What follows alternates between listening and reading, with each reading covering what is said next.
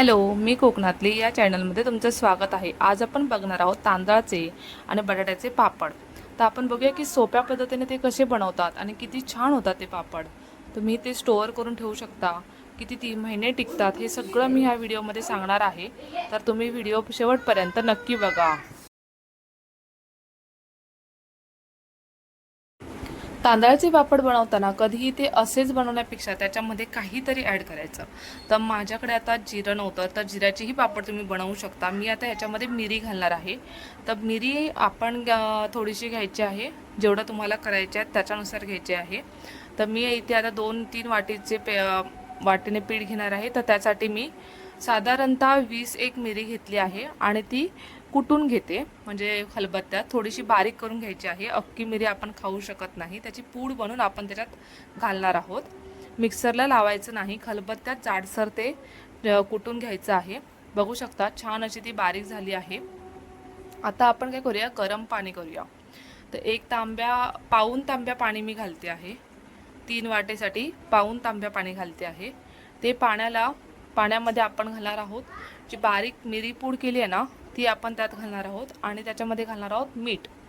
आता पापड बनवताना ते अळणी लागू नयेत म्हणून त्यानुसार आपण मीठ घालणार आहोत. त्याच्यामध्ये चवीनुसार मीठ घाला. त्याच्यानंतर ती मिरी पूड, हे सगळं घालून आपण आता मिक्स करून घेऊया. प्रॉपर असं त्याला ढवळून घेऊया. एक कड आला की नंतर आपण पुढची प्रोसेस करणार आहोत. बघू शकता ह्याचा ना स्मेलही छान येतो मिरीचा. तुम्ही जिरंही याऐवजी वापरू शकता. जिऱ्याचीही पापड, जिरं पण असंच घालायचं, त्याला बारीक करायची गरज नाही. अख्खं जिरं तुम्ही ह्यामध्ये टाकू शकता पाण्यामध्ये आणि ते जेव्हा चावताना ते जिऱ्याचे पापड आहे तेव्हाही छान लागतात. इथे बघा, ह्या वाटीने मी 3 वाट्या घेतल्या आहेत आणि ते पीठ आपण आता याच्यामध्ये घालून आपण पीठ भागवून घेऊया. पीठ जास्त पातळ झालं नाही पाहिजे, पीठ घट्टच झालं पाहिजे. जर तुम्हाला वाटलं की जास्तच पातळ झालं आहे तर तुम्ही वरून पीठ मारू शकता, पण शक्यतो कमी पाणी घालून पीठ व्यवस्थित इथे गरम पाण्यातच भागवून घ्या, म्हणजे पापड व्यवस्थित होतात आणि आरामात तुमचे 2-4 महिने पापड टिकतात.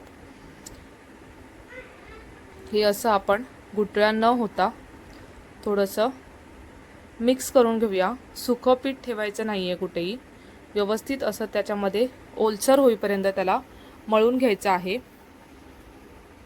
आणि जर इन केस तुम्हाला वाटलं की पीठ हे सुकं झालं आहे तर असं तुम्ही थोडंसं पाणी त्याच्यामध्ये ॲड करून ते मिक्स करून घेऊ शकता. आता माझं पीठ भागवून झालेलं आहे, तर मी एका परातीमध्ये त्याला काढून घेतलं आहे.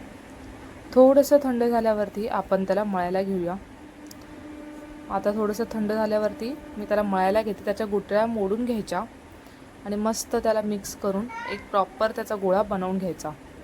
हे बघा, असं आता छान ते मळलं जातं आहे. बघा, कुठेही गुठळी नाही आहेत, एकत्र होतं आहे व्यवस्थित ते पीठ आणि कुठेही सुकं नाही आहे पीठ, चिकटतही नाही आहे हाताला. छान असं ते पीठ माझं भागवलं गेलं आहे. असंच पीठ भागवायचं आहे म्हणजे पापड छान टिकतात. आणि तुम्ही जास्त पापड बनवलेत ना तर खायच्यासाठी थोडे वेगळे आणि बाकीचे तुम्ही हवाबंद डब्यात जर पॅक करून ठेवलेत तर वर्षभर ही पापड व्यवस्थित टिकतात, काहीही होत नाही या पापडांना. व्यवस्थित सुकवा त्याला आणि मग आपण स्टोअर करून ठेवू शकतो.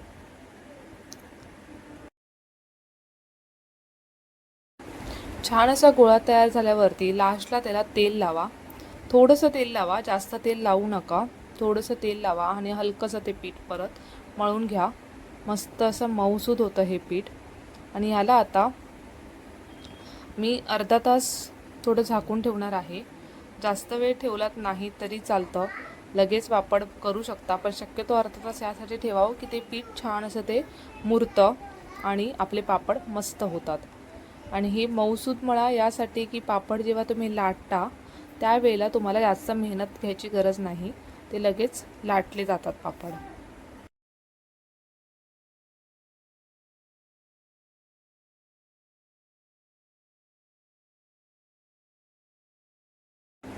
मी तो गोळा थोडासा चेपून अर्धा तास झाकून ठेवला होता.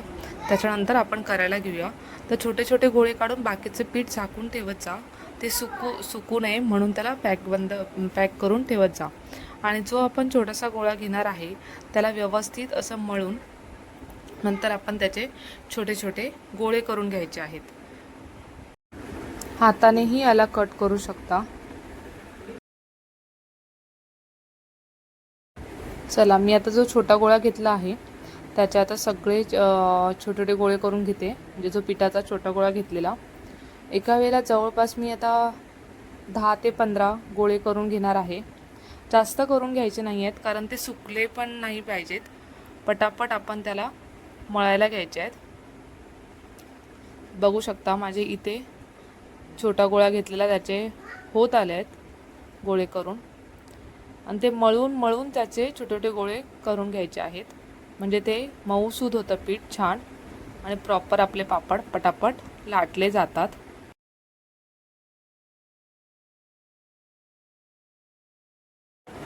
मस्त बघू शकता माझे गोळे करून झालेले आहेत.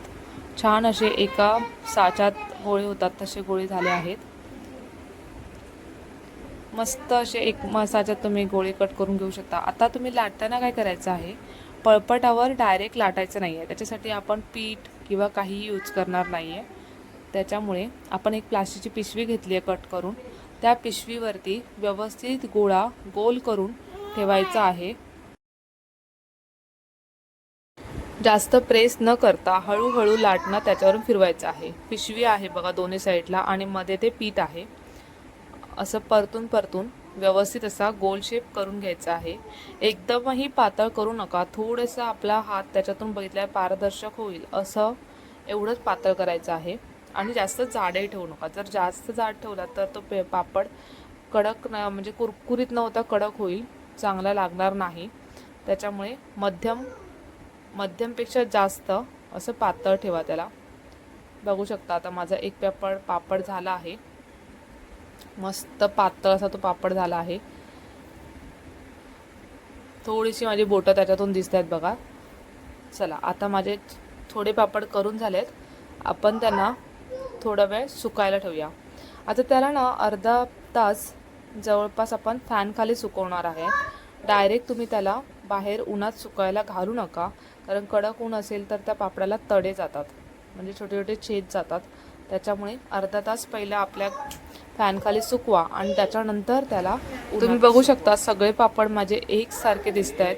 जर तुमचे गोळे जे आहेत ना ते व्यवस्थित एका मापात घेतलेत तर पापडही मस्त असे सेम आकाराचे होतात. आता जवळपास अर्ध्या तासाने बघा पापड चारही साईडने उचलले आहेत, म्हणजेच ते थोडेसे सुकले आहेत. आता आपण काय करूया, ते जे सुकलेले पापड आहेत ते थोडेसे परतून ठेवूया आणि ह्या साईडने आपण 10 ते 15 मिनिटच सुकवून घ्यायचे आहेत.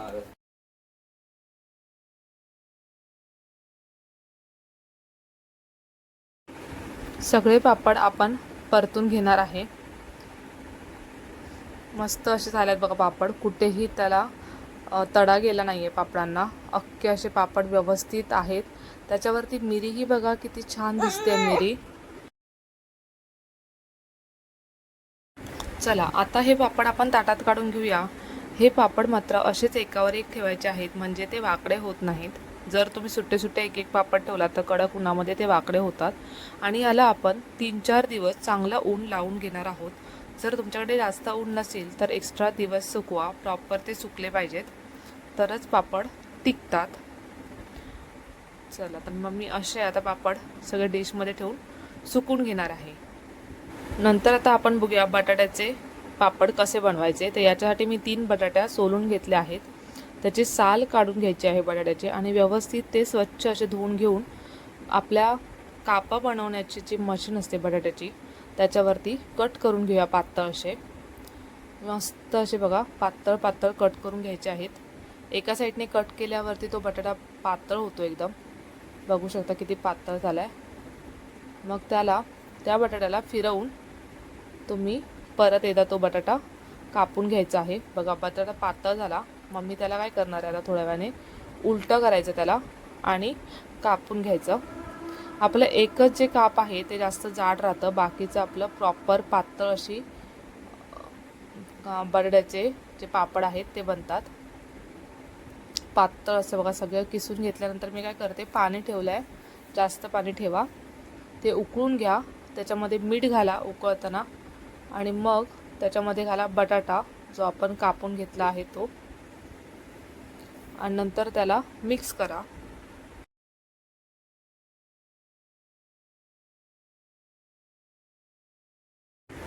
हळूहळू त्याला असं मिक्स करून सगळे जे बटाट्याचे हे आहेत जे स्लाईस आहेत ते प्रॉपर बॉईल झाले पाहिजेत.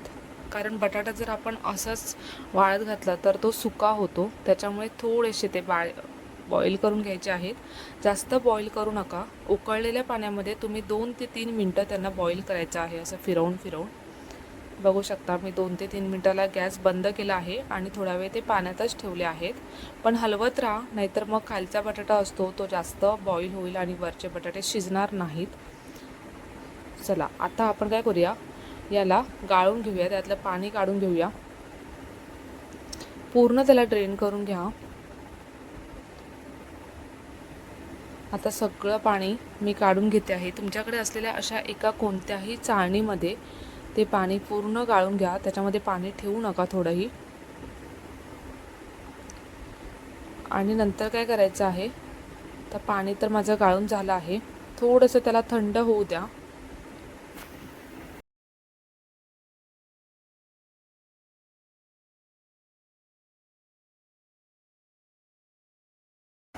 बघू शकता कसल्या वाफा निघत आहेत. एकदम तो गरम गरम बटाटा आहे.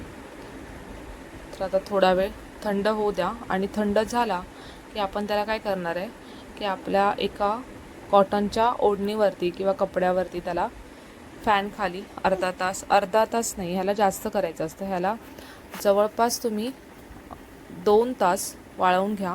कारण आपण तांदळाचे पापड जे आहेत ते अर्ध्या तासात आपले वाळतात, पण बटाटा वाळायला थोडासा वेळ लागतो. त्याच्यामुळे ह्याला 2 तास तुम्ही फॅन खाली सुकवा. याला काहीही भीती नसते की हा बटाटा वाकडा होईल. हे बटाटे छान असे सुटसुटीत घातलात तर मस्त असे वाळतात फॅन खाली. 2 तास खूप जास्त झाले याच्यासाठी, मस्त वाळतात 2 तासात.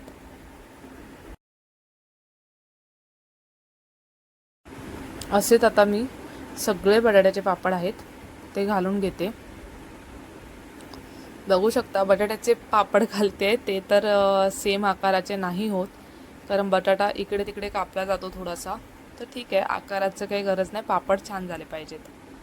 तर छान असे आपले पापड झाले आहेत. चला आता 2 तासाने आपण हेही पापड आपण ताटात घेऊन उन्हामध्ये वाळत घालणार आहोत. तर रियांशी गडबड होती याच्यामध्ये, त्याने मला मदत केलं. तर 4 दिवस उन्हात व्यवस्थित हे पापड वाळवून आपण फ्राय करायला घेत आहोत. बघूया तेल तापलं आहे का. तर तेल अजून गरम झालेलं नाही आहे. तेल गरम झालेलं आहे. आता आपण तांदळाचा पहिला पापड टाकूया. बघू शकता छान असा तो फ्राय होतो आहे. ह्याला प्रेस करून फ्राय करायचा आहे, नाहीतर मग पापड दुमडला तर चांगला फ्राय होत नाही. मस्त असा हा पांढरा शुभ्र दिसणारा पापड बघा, मस्त असा तो फ्राय झाला आहे. आणि व्यवस्थित त्याला प्रेस करून फ्राय केलं की चारही बाजूला व्यवस्थित तो फ्राय होतो. आता आपण बटाट्याचे पापड घालूया. आता हे पापड माझे लगेच लाल झाले कारण माझं तेल खूप तापलेलं आहे. बटाट्याचे पापड फ्राय करताना एकदम तेल तुम्ही थंड करून त्याच्यावरतीच फ्राय करा. हलकंसं असं गरम पाहिजे, त्याच्यातही ते पापड व्यवस्थित भाजले जाणार, कारण ते पातळ असतात पापड. हेही मस्त पापड झाले आहेत. हे पापड खूप टेस्टी लागतात बटाट्याचे खरं तर, तांदळाच्या पापडापेक्षा. मस्त असे बघा पापड रेडी झाले आहेत. तुम्हीही अशी रेसिपी करून बघा आणि मला नक्की सांगा की व्हिडिओ कसा वाटला तुम्हाला. आणि व्हिडिओ आवडल्यास नक्की लाईक, शेअर, कमेंट करा. आणि चॅनलवरती जर नवीन असाल तर सबस्क्राईब करायला विसरू नका.